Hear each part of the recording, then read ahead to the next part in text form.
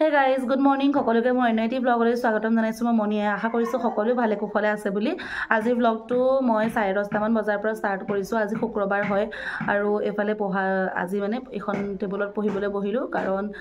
কি হৈছে মেইন কাৰণটো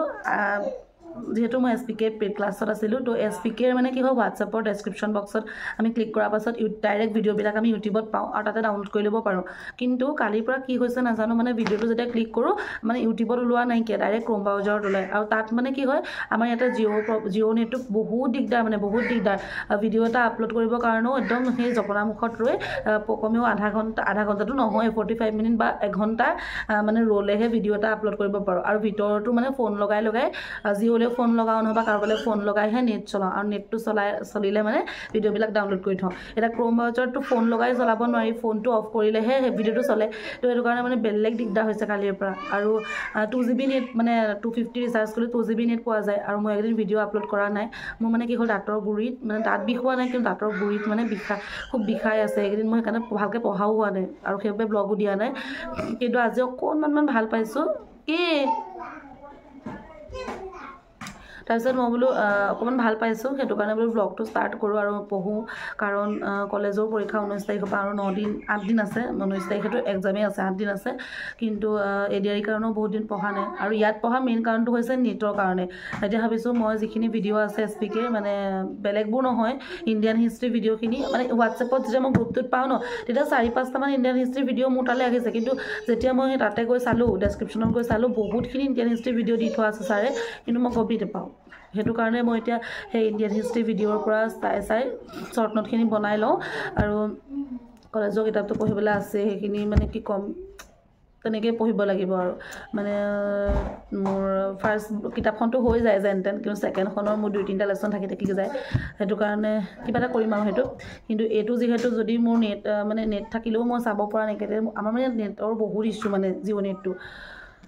ভি নেটটো ভালকৈ চলে কিন্তু ভি নেটটো পটাপট গুচি যায় একো ভিডিঅ'ই চাবলৈ নাপাওঁ আৰু সেইটো কাৰণে জিঅ'ত ৰিচাৰ্জ কৰোঁ আৰু জিঅ'ত ৰিচাৰ্জ কৰি কি হয় তাৰমানে ফোন লগাই ডাউনলোড কৰি লওঁ এতিয়াতো ফোন লগাবও নোৱাৰোঁ ফোন লগালেও নচলে তো সেইটো কাৰণে এইখনত যদি নেট পায় মই ইণ্ডিয়ান হিষ্ট্ৰীৰ মানে শ্বৰ্ট নোটখিনি বনাওঁ আৰু ফাৰ্ষ্টতে মই সেইখিনি কৰাৰ আগতে ৰিভিজন কৰি লওঁ বুলি ভাবিছোঁ কাৰণ মই ৰিভিজন কমেও 10 দিন মানে ৰিভিজন কৰা নাই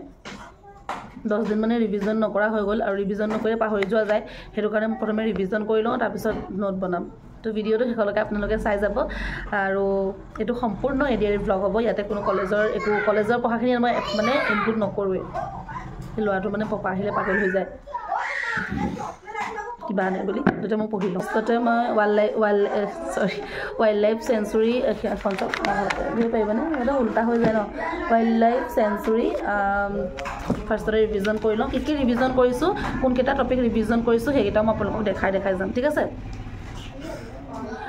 ৱাইল্ড লাইফ চেঞ্চুৰী পৰা এটা নহয় এটা কুৱেশ্যন অহাত দেখা গৈছে পৰীক্ষাত সেইবাবে মই বন্য পাওঁ আৰু মই প্ৰত্যেকটো টপিক এক্সট্ৰা কৰি পেলাইছোঁ যেনে মাউণ্টেইনটো এক্সট্ৰা বা লেকছবিলাক এক্সট্ৰা তাৰপিছত ফেয়াৰ এণ্ড ফেষ্টিভেল তাৰ পৰা এইফালে এয়া ৱাইল্ড লাইফ চেঞ্চুৰী গোটেই টপিকবিলাক মই এক্সট্ৰাকৈ শ্বৰ্ট নোট বনাইছোঁ কাৰণ মানে এক্সট্ৰাকৈ পঢ়ি গ'লে কেইটা টপিক কমপ্লিট হৈছে কি টপিক কমপ্লিট হ'ল সেইটো গম পোৱা যাব আৰু লগতে ধুনীয়াকৈ ৰিভিজন কৰিবলৈও ভাল হ'ব আপোনালোকে এনেকৈ বনাব যিসকলে এতিয়াও বনোৱা নাই ঠিক আছে আৰু শ্বৰ্ট নোট বনালে এটা কথাই ঠিক এখন পেপাৰতে বা দুখন পেপাৰতে গোটেইখিনি নোট সোমাই পৰে আৰু যোৱাবাৰ এডিআৰিতেনে কোনোবা এটা এক্সামত অহা মোৰ ঠিক মনত পৰা নাই দেখিছিলোঁ যে অসমত কেইখন বন্যপ্ৰাণী অভয়াৰণ্য আছে এইফালে ল'ৰাটো শুলে সেইকাৰণে ময়ো বিচনাতে পঢ়িবলৈ আহিলোঁ যিহেতু সেইদিনাখন কৈছিলোঁ যে মই বিচনাত তাক এৰি থৈ নোযোৱা হ'লোঁ আজিকালি এইফালে দিনটো বহুত বেছি আমনি কৰে বহুত বেছি আগতকৈতো অধিক মানে একদম আগতেতো যদি ক'বলৈ গ'লে যদি 30% মান কৰিছিলে এতিয়া 100%তকৈ অভাৰ কৰে ইমানেই মানে উৎপাত আমনি কৰে নহয় পঢ়িবলৈ সময় দূৰৰ কথা মই কিতাপখন মেলিবলৈও ভয় হয় কিতাপখন মেলি কেনেকৈ মই আঁতৰি যাম এইফালে মই আপোনালোকক দেখুৱাই দিছিলোঁ যে ৱাইল্ড লাইফ চেঞ্চুৰী মই কি লিখিছোঁ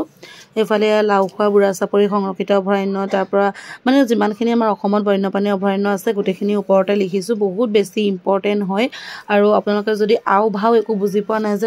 মানে ক'ৰ পৰা কৰিম কি কৰিম এনেকৈ টপিক ৱাইজত প্ৰতিটো বস্তু মই আগতেও কৈছোঁ টপিক ৱাইজত কৰিবলৈ আৰু এইফালে এইখিনি টপিক ৱাইজত এইকাৰণেই কৰিবলৈ কৈছোঁ টপিক ৱাইজত কৰিলে মানে চিলেবাছখন যিখন মই যোৱা আগৰ ভিডিঅ'ত দিছোঁ তাতে আপুনি ৰাইট চিন দি যাব পাৰিব যে এইকেইটা টপিক মোৰ কমপ্লিট হ'ল আৰু এনেকৈ এখন শ্বৰ্ট নোটত বনাই ল'লে দেখিবলৈও বহুত ইজি লাগে এইফালে 2002 চনত দীপৰ বিল ৰামচাৰ ছাইড হৈছে পাইছিলে সেইটো বহুত বেছি ইম্পৰ্টেণ্ট হয় তাৰপাছত এইফালে মই উপত্যকাবিলাকৰ ওপৰত পঢ়িলোঁ এয়া দেখিছেনে প্ৰথমতে লেকছবিলাকৰ ওপৰত এতিয়া মই লেকছবিলাকৰ ওপৰত পঢ়িম ৱালাৰ হ্ৰদটো ভাৰতৰ আটাইতকৈ ডাঙৰ মিঠা পানী হ্ৰদ হয় জম্মু কাশ্মীৰৰ আছে আৰু তেনেকৈ যিমানকেইটা হ্ৰদ আছে ডাল হ্ৰদ তাৰপিছত তুংগাভদ্ৰ হ্ৰদ অহাৰ মাজতে ল'ৰাটোৰ কাৰণে খিচিৰি অকণমান বনালোঁ পাঁচফোৰণ তেজপাত দি পিনে ধুনীয়াকৈ সি যাতে খাই ভাল পায় তেনেকৈ ধৰণে বনাই দিলোঁ কিন্তু সি তেনেকৈ বনালোঁ একেই খোৱাৰ নামত একেটাই চেলেং বেটেং কৰি খায় প্লেটখন ইমান ধুনীয়া ইমান মৰম লগা ন মই এনেকুৱা বস্তুবিলাক বিৰাট মৰম লাগে আৰু এইখনৰ দামটো শুনিলে আৰু ভাল লাগিব মাত্ৰ 20 টকা মানে কালি ভণ্টি আৰু মা এডমিশ্যন ল'বলৈ গৈছিলে ভণ্টিয়ে যোৰহাট গভ গাৰ্লছ হায়াৰ ছেকেণ্ডেৰীত এডমিশ্যন ল'লে তো তালৈ যাওঁতে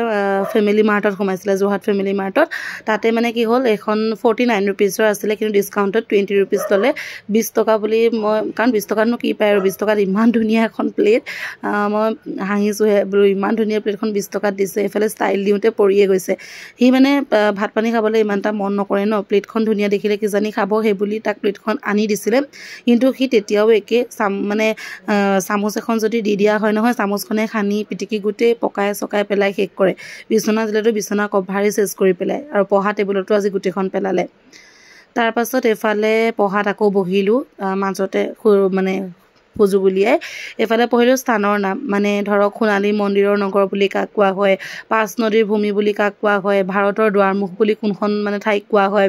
বাগিচা চহৰ কোনখন প্ৰসাদ চহৰ কোনখন আৰৱ সাগৰৰ ৰাণী বুলি কাক কোৱা হয় গোলাপী চহৰ কোনখন ভাৰতৰ মছলা উদ্যান কোনখন ছুইজাৰলেণ্ড ডায়মণ্ড হাৰ্বাৰ তাৰপাছত এইফালে দ্বীপৰ চহৰ বুলি কোৱা হয় এনেকৈ গোটেই স্থানৰ নামখিনি পঢ়িলোঁ ৰিভিজন কৰিলোঁ এইখিনি মই আগতে পঢ়ি থোৱা আছিলে তাৰপৰা এইফালে ভাৰতৰ বহুমুখী প্ৰকল্পৰ ওপৰত পঢ়িলোঁ ৰিভিজন কৰি অলপ চলপ হ'ল আৰু অলপমান বাকী আছে সেইখিনি মই অলপ পাছত কৰিম গোটেইখিনি কৰিবলৈ হ'লে নহ'ব পাছত নেটৰ প্ৰব্লেম দিব আৰু জিঅ' নেটটো বহুত বেছি বেয়া ইয়াতে নচলে সেইটো কাৰণে মই বোলো প্ৰথমতে ইণ্ডিয়ান হিষ্ট্ৰী শ্বৰ্ট নোটখিনি বনাই লওঁ তাৰপিছতহে মই আৰু যিমানখিনি থাকি গ'ল ৰিভিজন কৰিবলৈ সেইখিনি কৰিম আৰু ৰাতিলৈ মই কলেজৰ কিতাপ পঢ়িম আৰু এতিয়া মই যিখিনি নোট বনাম সেইখিনি আপোনালোকক দেখাব নোৱাৰোঁ কাৰণ মই কৰি মেলি লৈ দেখাব পাৰিম কিন্তু কৰি থাকোঁতে দেখাব নোৱাৰোঁ কাৰণ এইটো মোবাইলতে কৰিম যিহেতু ভিডিঅ'ও মই এইটোতে কৰোঁ তো কৰি মেলি লওঁ তাৰপিছত আপোনালোকক দেখাই আছোঁ